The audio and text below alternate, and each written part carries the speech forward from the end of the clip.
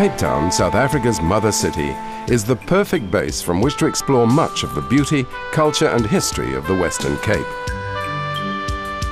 Take the N1 through the Du Toitskloof Tunnel and the pass beyond. On the other side of the mountains, the landscape becomes drier and unfolds into well-tended vineyards. Within a short while, you reach the outskirts of Worcester, the regional center of the area, and the start of the world's longest wine route and a beautiful, picturesque drive, Route 62. It's named as such because for much of the trip, you'll be driving along the R62, a regional motorway that begins here and finishes at Jeffreys Bay, the legendary surfers' paradise on the coast of the Eastern Cape, west of Port Elizabeth. But for the purposes of this DVD, we'll stay in the Western Cape and take the route as far as Uniondale on the other side of Oudtshoorn.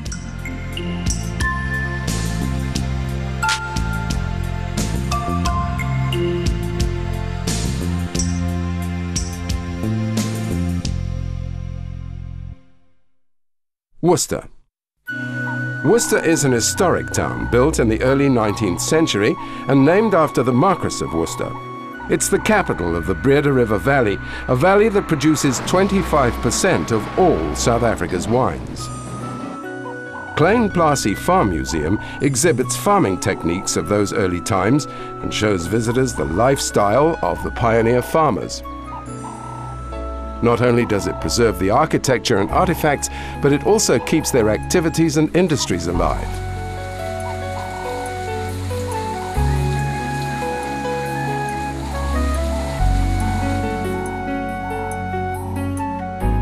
Staff dressed in period costume demonstrate bread baking, candle making, tobacco twisting, wheat milling, and the plucking of geese. Another of Worcester's main attractions is the KWV brandy distillery, which is claimed to be the largest in the world. Here you can see an authentic copper pot still and a model of the original brandy distilling apparatus and brandy making process, as well as experience the modern copper stills distilling exceptional brandies. KWV wins many international awards with its 5, 10 and 20-year-old brandies. Like all great spirits, care in the distillation process and maturation time in fine French oak barrels are the secrets of success, and KWV brandies are no exception. Worcester also offers its fair share of culture. It has a fascinating glass-blowing factory.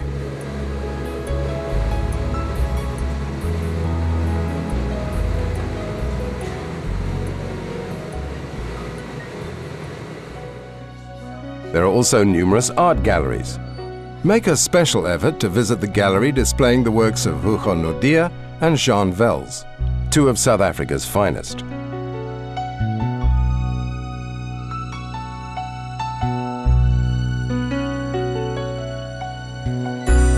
The town is built around a green, much like many other towns of the period, and features many fine examples of Cape Dutch and pre-Victorian and Victorian architecture.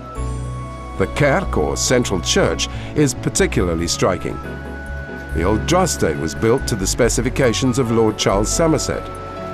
Beck House, owned by Cornelius Beck, ancestor of the famous winemaking family, was built in 1841. Worcester is a bustling agricultural centre. As well as the wine industry, it's home to farms producing top-quality vegetables, like these delicious pumpkins. This is Pompoen country. It's also one of South Africa's main olive growing areas. Willow Creek Olive Farm produces exceptional quality olive oil, black and green olives, and other olive-based products like jars of pesto and tapenade.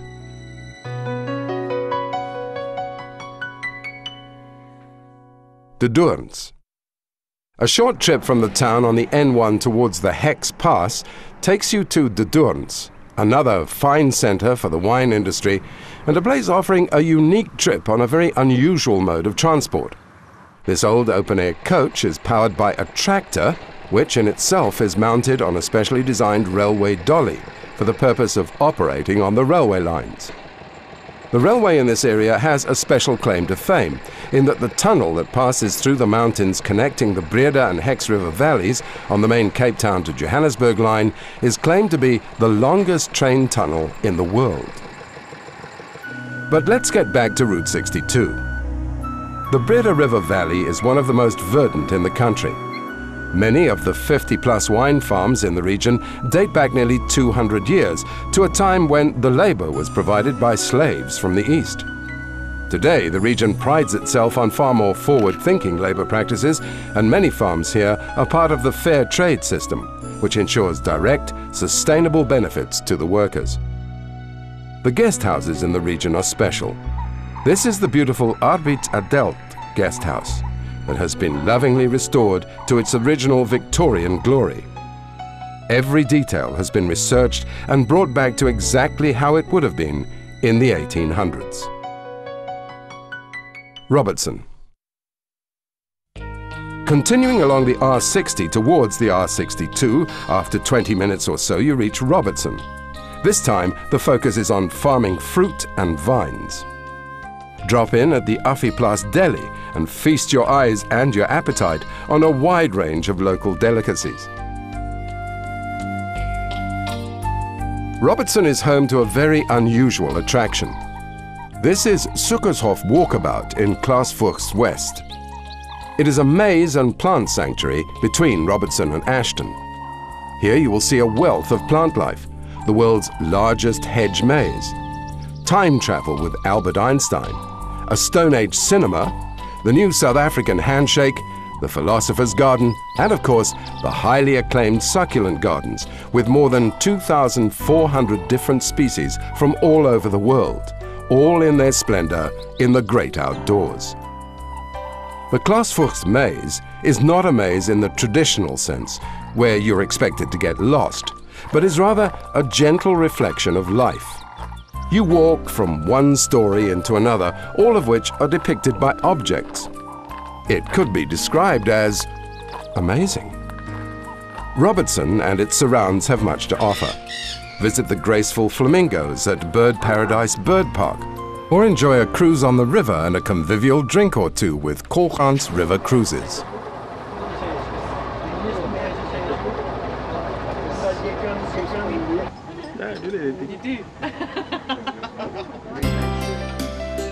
Sample the products of the local dairy farming industry.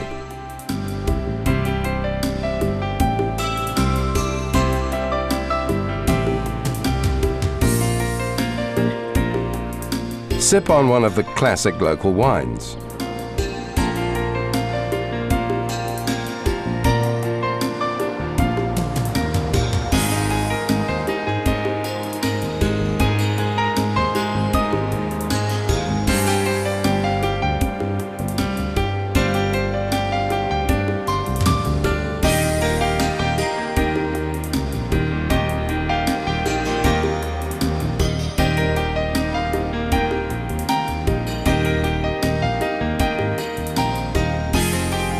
Or ferret around the antique shops for some genuine Cape Dutch bargains.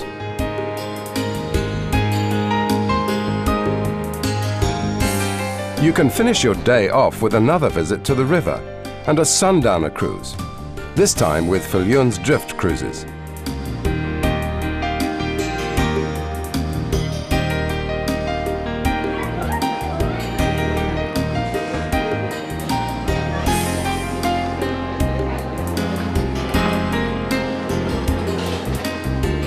"15 kilometers out of Robertson, in an easterly direction, you'll find the Pat Bush Nature Reserve. It is in the Klaasvoogds foothills of the Langeberg Mountains. You can explore the area and discover the many wonders of this corner of the Boerland. The Bush family also own a unique vintage winery called Rusticus. But let Stefan Bush, their talented young winemaker, explain. I'm Stefan Bush and I'm the winemaker here, and we own the place as well. And the way we make wine, everything's vintage machinery, being lovingly restored, and nothing's less than 50 years old here. So there's no computers, no electronics, do everything by hand, the way it was done years ago.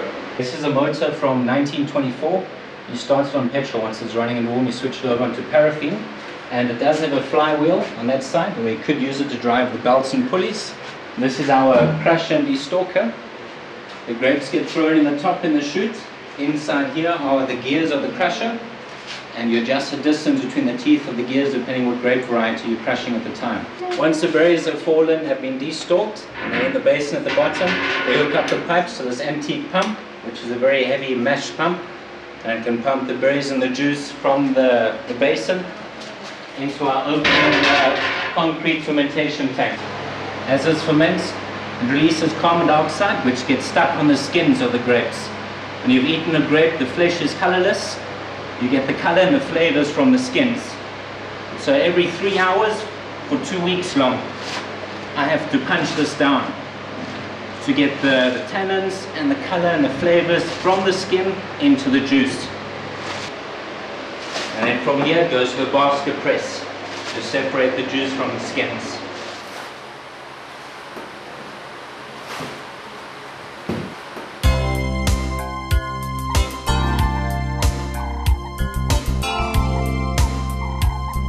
There are also outstanding modern wineries in the area too, all worth a visit. And they'll be happy to show you the grape crushing process if you're with them at the right time of year, late February to early March.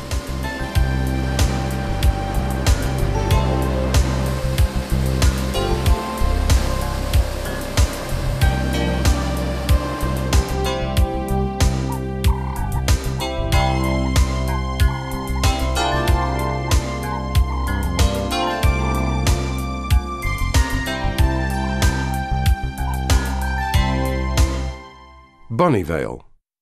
Moving along on Route 62, your next stop is Bonnievale.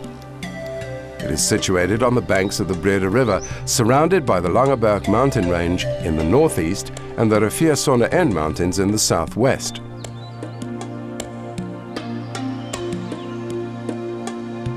It is one of the most beautifully situated towns in the Western Cape. The Bonnievale district is known as the Valley of Cheese and Wine for a good reason. The Rigg family moved to Bonnievale in 1900, where a daughter, Mary Myrtle, was born. Sadly, at the age of 8, she contracted meningitis, and on her deathbed, she asked her father to build her a small church. Her father, Christopher Forrest Rigg, kept his promise to her and built this delightful little Anglican church to her memory using stone hewn from the mountainside 100 meters away. In Bonnievale and its surrounds, you'll find accommodation for everyone's needs, from luxury guest houses to camping. With the river and mountains, it's a glorious place to enjoy a relaxing break away from the stresses and strains of modern living.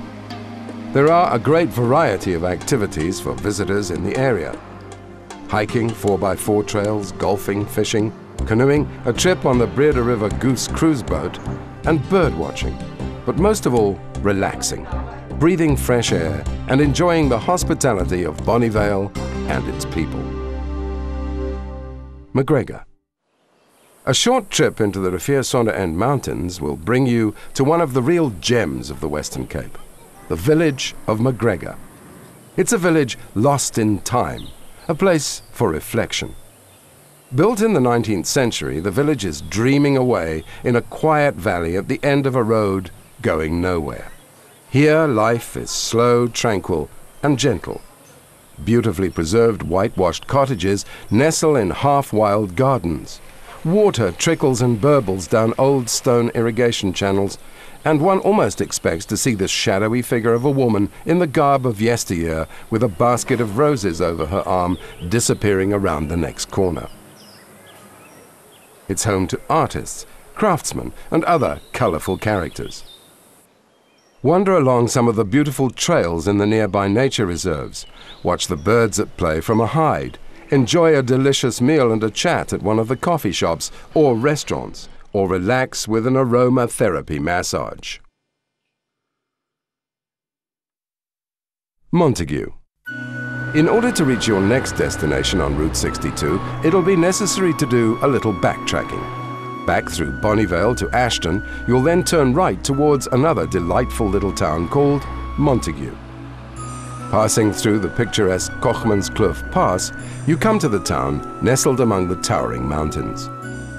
Montague is the gateway to the Little Karoo, and also the scenic heart of Route 62. This historic link between Cape Town, Oudtshoorn, the Garden Route, and the Eastern Cape offers travellers remarkable beauty and excellent facilities, all combining to make this one of the most memorable journeys in South Africa, winding through spectacular scenery. This peaceful town is steeped in history and is famous for its awe-inspiring rock formations, orchards, vineyards, local herbs, and gently healing hot mineral springs. Accommodation to suit all pockets is available in hotels, lodges, guest houses, B&Bs, self-catering cottages, a caravan park, and guest farms. And the Avalon Springs Resort is a favorite with local and international tourists alike. It offers a 4-star luxury hotel, 2-star timeshare chalets, and naturally the spa resort itself with hot pools and warm swimming baths. It's all very therapeutic.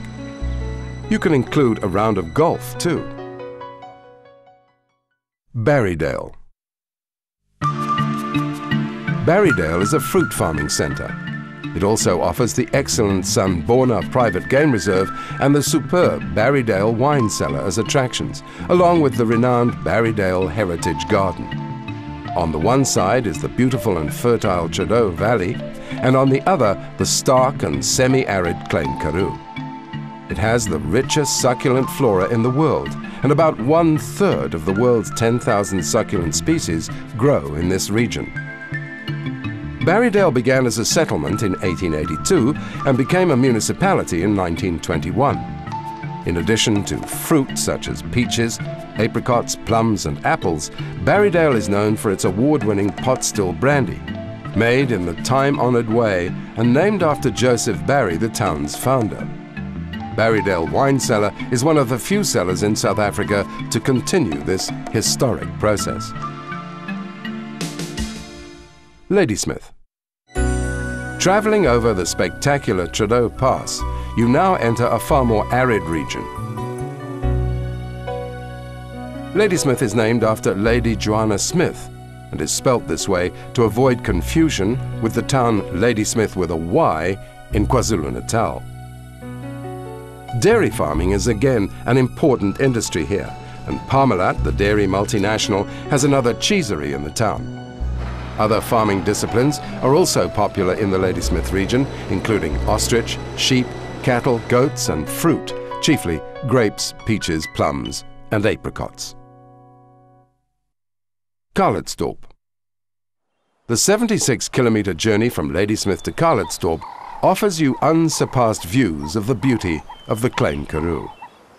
Past dams and farmland, alongside Fynbos and Renosterveld, this is a truly uplifting experience.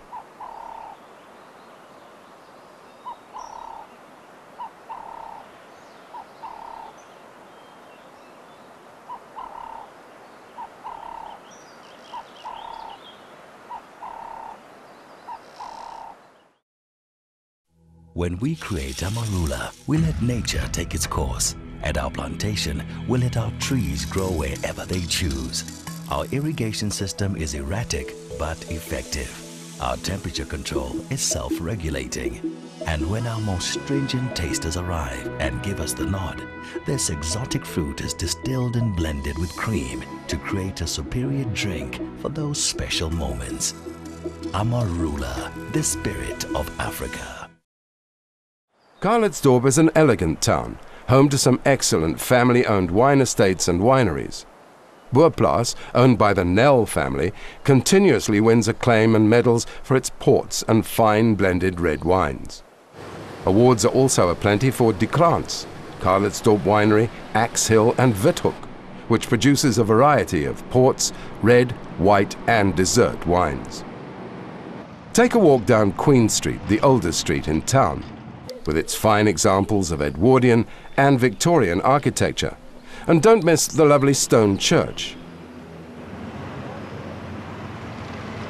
There is also a small museum and 2 art galleries. Further afield is the Gamkasberg Nature Reserve, where the new Protea golden mimetse was discovered. 16 kilometers out of town is Maatjiesvlei, and accommodation in the area is offered from luxury guest houses and guest farms, as well as B&Bs and charming, simple holiday cottages. Oudtshoorn. On now to the ostrich capital of the world. Oudtshoorn, situated in a beautiful valley between the Outeniqua and Swartberg mountains, is the commercial capital of the Little Karoo region. It is a pleasant and safe town to explore, with interesting tourist activities and good accommodation and dining facilities. 29 kilometers out of town, the Kango Caves, with their spectacular limestone formations, are one of the main tourist attractions to the Oudtshoorn region.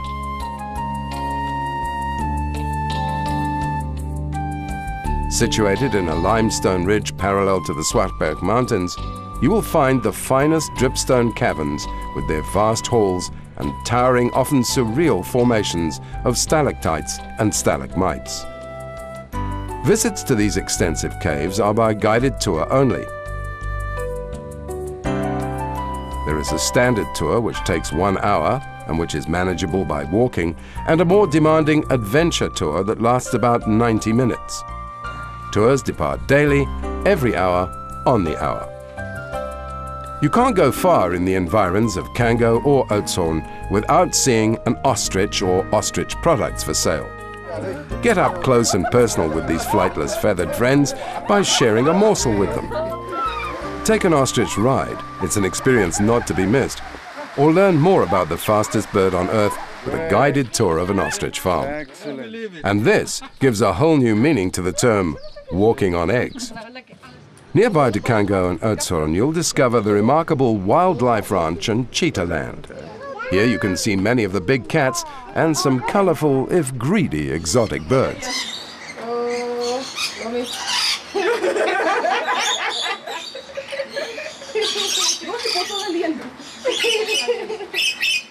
These elevated walkways give you an excellent view of the oldest predator on the planet, and if you're lucky, you'll arrive at feeding time.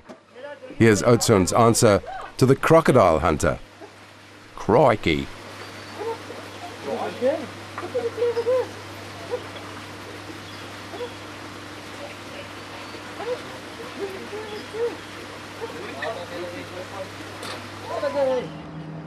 They also have a full range of big cats, including cheetahs, pumas and leopard, plus a family of magnificent white tigers. And the first baby Misha is doing is what we call a shoulder rise.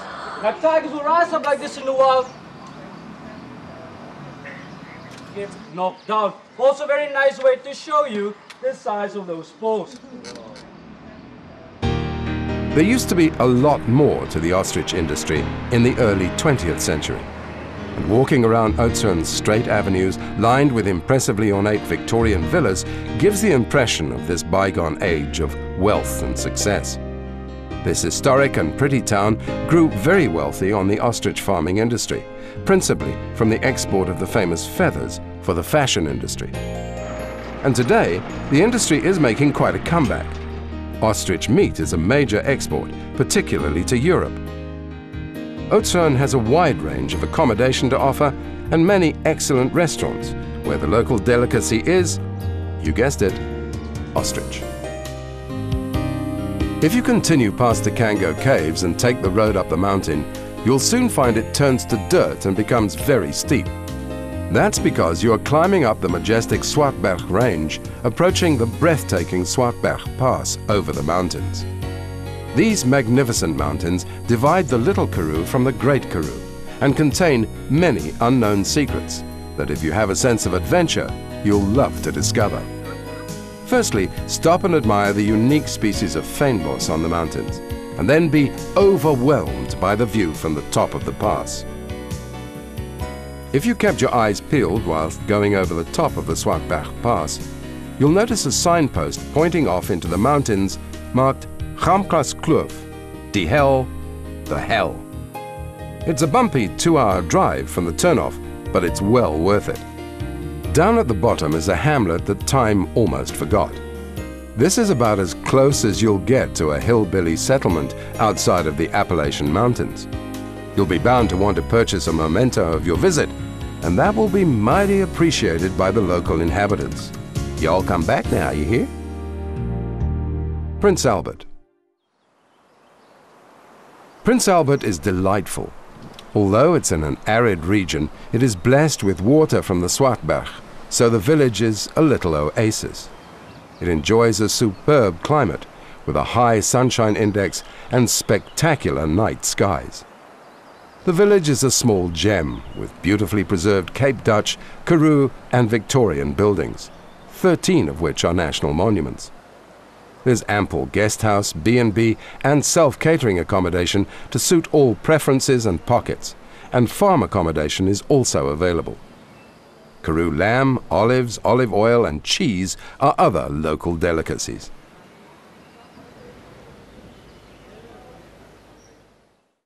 Meringspoort and De Rust.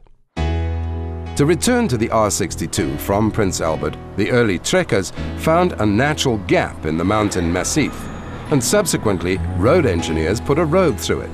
It's called Meringspoort. Soaring cliff walls with spectacular rock formations line the 25-kilometer tarred road, which winds along the floor of the gorge that crosses the Groot River 25 times.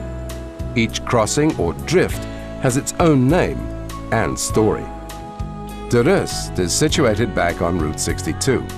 It's a Victorian village, home to blue-blood ostriches, golden vineyards, sun-drenched orchards and spectacular displays of the rare pelargoniums from which geraniums emanated.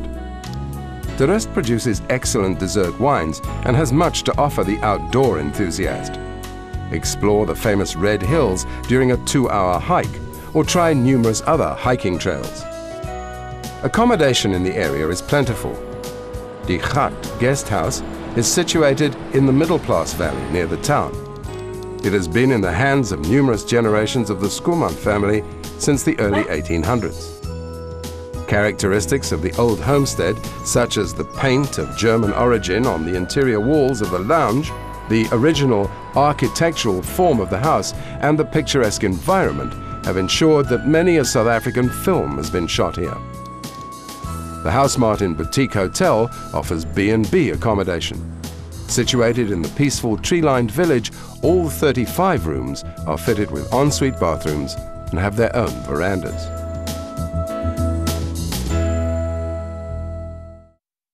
Uniondale. To end your journey on Route 62, we'll continue from De Rust and join the R62 once more to go in the direction of Uniondale. In 1856, the disagreeing owners of 2 sections of the farm Rietvallei each laid out a town on his section. The 2 towns right next to one another were called Hopedale and Lyon.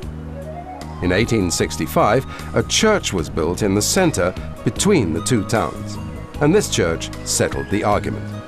A new town became known as Uniondale. It became a municipality in 1884.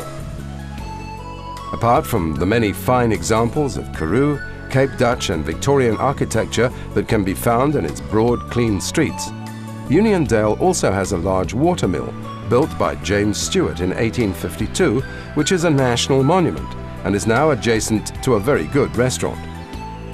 Visitors can also enjoy a fascinating look at the past by going to see the old fort built by the British during the Anglo-Boer War.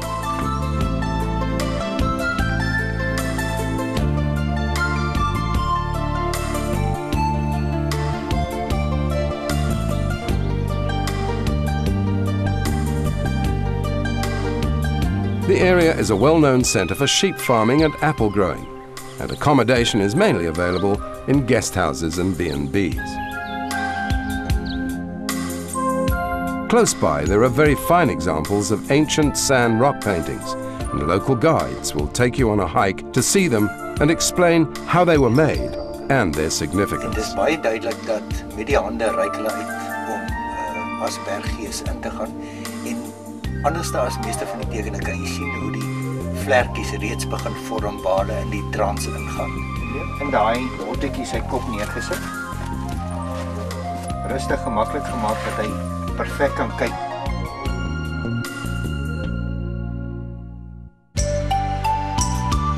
And so we bid farewell to Route 62. We know it's been a fascinating trip, one that has taken you from the lush vineyards of the Blyde River Valley to the arid rockscapes of the Swartberg and the Little Karoo. It's been a journey of discovery that we hope will entice you to return, because once Mother Africa gets under your skin, you will soon discover that you can never be away from her for very long.